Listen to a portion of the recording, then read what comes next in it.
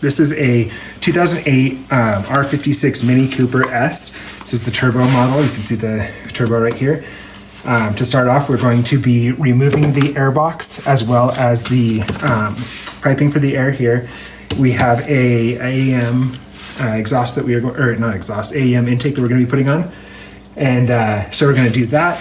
We're also going to replace the diverter or recirc valve with a recirc valve from Turbosmart.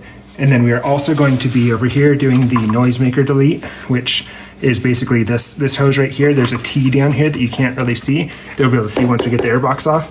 And once we are able to get down into that, then you'll be able to see it a bit better, but it's just a hose that comes up and releases basically into the cowl here. From what I can tell, it's basically there for helping to make noise, hence the word noisemaker. So yeah. To get started, we are going to be disconnecting the battery. Basically, anytime you're working on your car, you want to take that step first, and anytime especially you're going to be working with any sort of electronics, which in order to do the diverter valve or the recirc valve down here and swap it out with a dual port blow-off valve, we will need to unplug it. So that's where we are going to get started. All right, so I've gone and disconnected the battery. It's a little bit out of view here. It's up in the cowl. I went ahead and disconnected that though. So we are going to go ahead and get started. To get started, we have to remove these screws from the intake box here, the air intake box, and these are going to be a T25.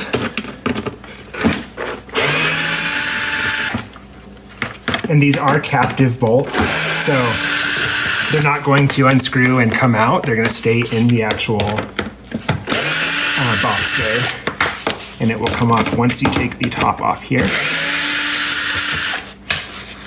All right, and then so once we get that loosened up, from there we are going to go ahead and disconnect our mass airflow sensor here. So we will go ahead and unplug that. All right.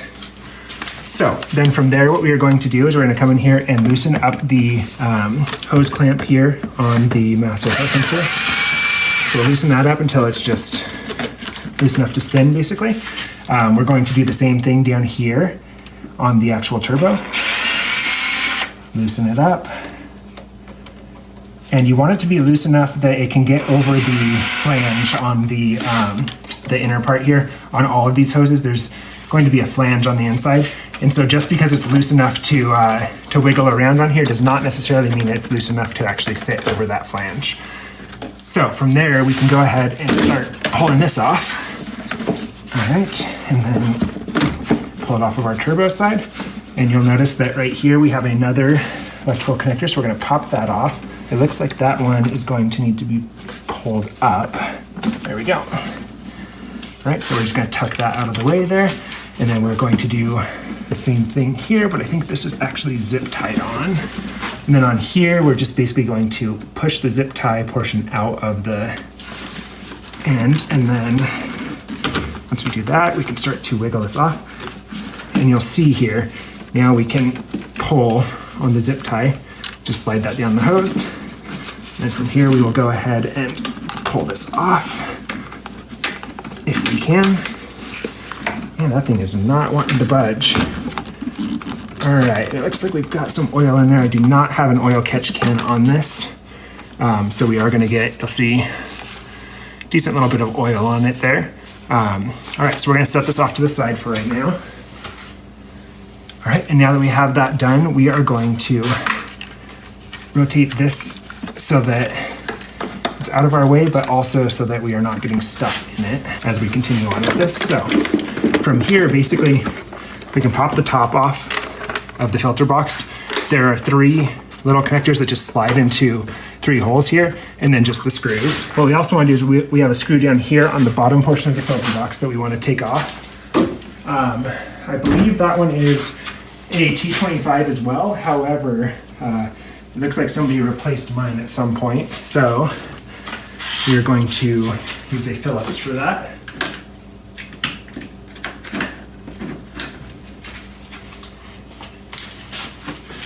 All right, so right down in here, it's there.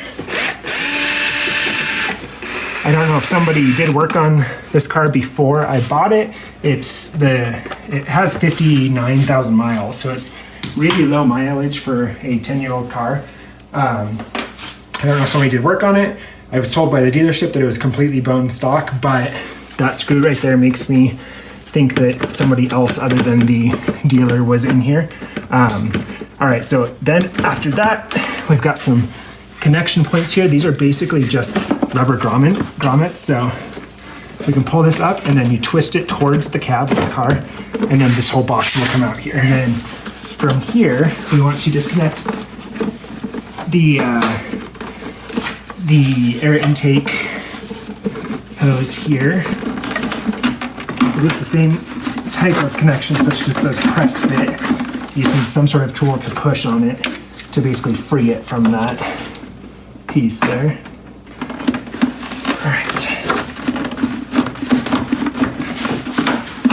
All right, so that just came loose there. So then we will go ahead and twist this and pull it on up. Next up, we are going to go ahead and remove this bolt here from the coolant reservoir. My coolant is actually a tiny bit low, but we're not going to mess with that for right now. So to do that, we need an 8mm socket or wrench. Wrench would be a little difficult, so we're going to do a socket. For that, what we're going to do is we're just going to slide the reservoir up. Looks like we have to pop it up and out, and then from there, we're going to go ahead and put the bolt back in. I like to generally put bolts back in if I can, because then I am less likely to lose them. Yeah, so then from there, what we want to do is we want to go ahead and jump down in here, and you'll see right behind here, hope you can see it, right here, right underneath the turbo is where that diverter valve is.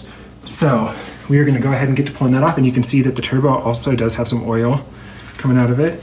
I really need to get a catch can installed, but for the time being, that's not a high priority. Grab a towel here, and I'm basically just going to put that gently inside of the turbo. I'm not going to really stuff it. I just want it so that I don't get debris and stuff going in there. All right, from there, we are then going to take an Allen. Let's see. All right, and it looks like it is about a 4.5 or so. A little bigger than a 4.5, probably a 5. So, set that off to the side. And then there are 3 bolts on this that we are going to pull. They are, like I said, Allen, and they are also the 3 bolts that have some ribbing on the head, some knurling, so that they give a little bit of grip as you're working on it and trying to pull them out. But I do believe that these are thread locked as well. Yep, seems like they are. So this is going to take a little bit more effort to break loose. All right, get in there. All right, so from here, we're just going to, there we go, get it to break loose. I finally was able to get these bolts loose. For reference, this is what they look like right here. So you can see the knurling around the edge that does very little, because those things were nearly impossible to get out. So once you have those off, you can go ahead and pull out your recirc valve, diverter valve, blow-off valve, whatever you refer to, but this one actually feels like it's pretty. So I have to get this electrical connection off here first, which is in a little bit of a tight spot, especially for me because I have a bit on the larger side of hands. So it's the same kind of connection as up here. This one, we actually have to lift on it. And there we go. So we're going to go ahead and start installing that. We are basically just going to do that by reversing. I'm going to put bolts up here so I don't have to go looking for them. But we're basically going to start it by reversing the installation process. So we're going to put the bolts that came with the actual valve. We're going to put the first one in, get the hose out of the way here. This would probably be easier if I didn't have the hose on, but I also really hate dealing with hose. I got it on. Turns out it is direction specific. So the way I have it, there's 2 bolts going in like this and 1 going in the bottom. So it's kind of like this, about there. So on this side between these 2 fingers, it says softer dual port. The Turbosmart text is kind of upright going this direction. So if you were standing on the driver's side of the car, you'd be able to read it kind of at an angle. So from here, we are going to go ahead and start getting this hose routed back to where we need it to go. All right, so the next step is going to be to run the hose from the blow-off valve right here. I ran it around and I'm following these wires that go back to the intake manifold. So we're gonna basically run this under here, and then this piece right here is the part that we're going to disconnect the wire from. So you'll see here, I already have it disconnected, but that plugs into there. So we're going to tuck that back out of the way. And then here is an 8mm bolt. So 8mm right there. I went ahead and popped that out. And then from there, we'll go ahead and pull the sensor out, and you'll see that we've got this O-ring here. And then we've obviously got the connector there. And so then what we do is we are going to take the actual connector here, this connector. See, we are going to set this in. These are not tightened down at all. So we are going to go ahead and let's see, this is a 5mm as well. It is not. It looks like it's probably a 4. Possibly a 3, but yeah, it looks like it's a 3. What you do, you've got this here, and so we're going to go ahead and tighten these down. So we'll tighten it. Doesn't have to be super tightened down. It's not a ton of boost going through there. You'll see, so I got it nice and snug, and then we're going to do the same thing with the nipple here. All right, so I went ahead and got this mounted to the line, tightened down the nipple that the hose goes onto, and we also tightened down the set screw here that basically is making sure that this is not going to be losing any boost through there and throwing off the sensors. So from there, we're going to drop this piece with the O-ring down in and snap it into the same spot that the previous one was on. And then I'm actually going to kind of hold off on tightening this all down because I am going to be removing this noise delete here in just a few minutes. So then from there, we would drop the stock sensor back into there. And then from there, we will plug in the, we'll plug in the wires and button it all up. But like I said, I'm going to hold off on it because I need to do this noise delete. So we're going to just kind of leave this off to the side here. And once I finish this, then we will go ahead and for the noise maker delete here, which is this line going back to there, we basically need to replace this entire hose here because right here there's a T. And so we actually have the forged replacement here. It comes with the hose and then the 2 clamps as well. So we're going to be replacing it with that. From there, what we are going to do, or from here, what we're going to do is we're going to loosen up this clamp here, and then we can go ahead and pull this off. I've already loosened this up, and then so we can go ahead and work on getting this off. And all of these hoses are extremely snug fitting, so there's a solid chance that you may have some trouble with it. And so I'm going to get that off, and then the next step, I am going to grab some needle nose. And right on the back side of this, you can kind of see this metal flange here, but on the back side, there's a little clip that basically slides in there. We are going to grab with the needle nose and pop it off. All right, let's see. So there we go. Get the little clip off. And this clip is basically just what is connecting the hose to the T fitting there. So you'll see this whole thing is going to come off. This basically goes around there, but it pinches it in onto the fitting there. So we'll pull that out. And then from there, we need to get down into here and pull out the T. And so we are going to get started on that. And that is just there's a clamp right down here. All right, so it looks like that is a 7mm. So I have my 7mm socket here set to back it out. So we're going to go ahead and put this on that clamp and see if we can't get it going. Looks like we need to remove the extension. All right, so once we have the extension removed, we should be able to fit this down in here and get some movement on it. So that clamp is off now. And then we're going to do the same thing with a few different ones here. We've got one here, one here, one here. These ones here I'm going to try to keep on if I can pull this off right now, that's gonna be ideal. Let's see. So let's get this off. There it goes. All right, so you can see with that, the entire noisemaker comes out here. All right, so then from there, we've got one more clamp back down here, kind of down underneath the intake manifold.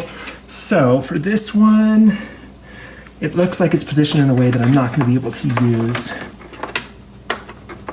the screwdriver again. So we're going to attempt to do it with the wrench again. See if we can get it to fit down in there. All right, yep, and that one fits, and it is also the 7 mil. So we will go ahead and hold that on, and then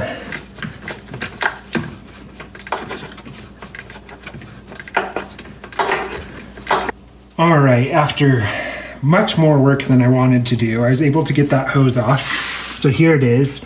You'll see the clamp is a little banged up, and this I ended up just cutting off because it would not budge. You'll see it has these ribs here. I don't know if you can see those ribs. They made up 2 ribs on the actual intake down there, or the intake manifold down there, and those things did not want to give up. So I ended up cutting it out. I didn't do any damage to the actual intake down there, intake manifold down there. So we're gonna go ahead and work on getting this back down into here. Keeping our wires out of the way. We don't wanna snap one of those. That's from our blow-off valve install. So we're going to go ahead and slide this on down, get it in there, and get it hopefully on without too much terrible trouble. All right, so then we're going to do the same thing up here. We're going to go ahead and put this hose clamp on, and we can get this down on. Luckily, this hose is much more pliable because it's new than the old one was, so it shouldn't have as much trouble getting this on. And then we again want to make sure that we have this over that flange, which it looks like this one is not wanting to go, but that's okay. We can try to get this over it. Just keep working it until it wants to go. All right, so we got that on. We got the clamps on both sides. This side, I didn't love where this side landed, but it is over that flange. So the flange ends right about there. This side is right up against the frame, which I just realized I don't really love the idea of. I think that'll be fine. It's up against that radiator support. All right, so we got this hose set back on. We got the clamps on and tightened down. I went ahead and pulled the T-connector here out and popped it in there, popped the sensor onto that, put this screw in. A lot of people don't like this screw that they send with it because it's so, has such coarse threads. But with that said, I personally would rather have coarser threads and have it cut its own new threads that I know are going to be nice and snug and fit well than to be trying to rethread into plastic. This wire right up here basically is going to get snapped into this little wire that they sent with it, and then you'll see it's pretty loose in here. So we're going to go ahead, and they provided a couple of zip ties, so we're going to go ahead and zip tie this onto some of the other wires. All right, so we got that done. Got this wire plugged back in here. It's all zip tied up there. Down here we got the hose all run. We got the map sensor override, whatever it's called, zip tied in up here. We've got our blow-off valve in. We have not adjusted it at all. Just gonna leave it on stock here. I've got the hoses on both of the pieces here, both ends of the hose. So we've got our sensor back in. I think we are good to move on to the actual All right, intake. So I'm gonna go ahead and end that there because turns out they sent me the wrong intake box. And not only that, but AEM has a pretty darn good walkthrough online. So I'm not going to walk you guys through this basically they sent me the wrong box and I'm gonna have to contact them. So I'm a bit frustrated with it, but with that said, I am going to go ahead and end this out there. So I may cut to a clip of driving a little bit later, but for now, that is basically where we're gonna end. So thanks for watching. This is what a good chunk of me working on cars is. It's me trying to remember where I put things.